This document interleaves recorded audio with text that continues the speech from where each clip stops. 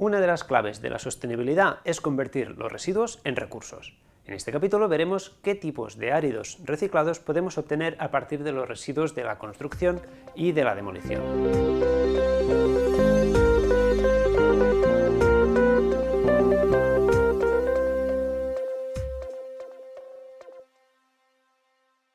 Cuando se llevan a cabo actividades de construcción, rehabilitación o demolición, ya sea en edificios o infraestructuras, se generan residuos.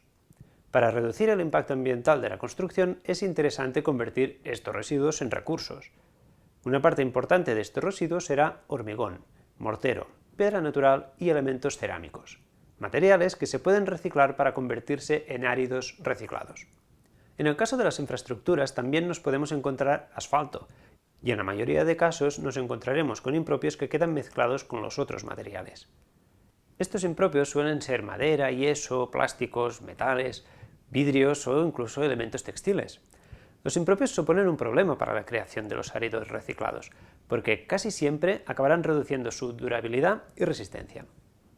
Las sales solubles, el yeso o la madera pueden disolverse por la acción del agua.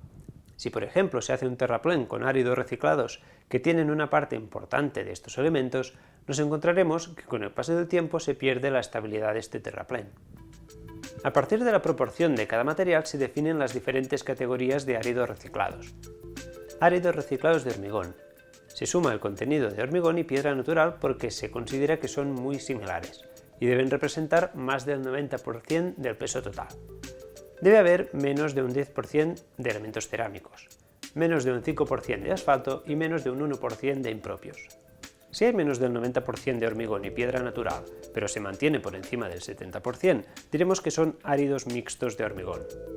En este caso, los elementos cerámicos deben estar por debajo del 30%. Esto suele ocurrir cuando se trata de obras de edificación. Si nos encontramos con el caso intermedio, en el que hay más de un 30% de elementos cerámicos y menos de un 70% de hormigón y piedra natural, tendremos áridos mixtos cerámicos. Si hay menos de un 30% de hormigón y piedra natural y más de un 70% de elementos cerámicos, se considerará que son áridos cerámicos. En el caso de que el nivel de asfalto sea muy alto, estando entre el 5 y el 30%, tendremos áridos mixtos con asfalto. Si hubiera más asfalto, se consideraría mezcla bituminosa y ya dejaría de ser un árido reciclado.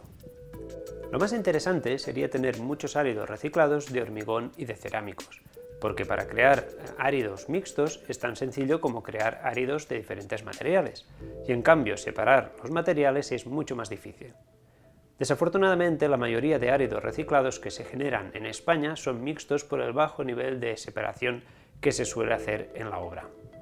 Dependiendo de la categoría del árido, se le podrá asignar un uso diferente, aunque es la calidad técnica del material lo que acabará determinando si es adecuado para un uso concreto, porque cada uso tendrá unos requisitos técnicos diferentes. Por ejemplo, la Instrucción Técnica del Hormigón, EHE 08, contempla la posibilidad de sustituir hasta un 20% de los áridos naturales por áridos reciclados para hacer hormigón estructural. La única categoría válida es la de áridos reciclados de hormigón.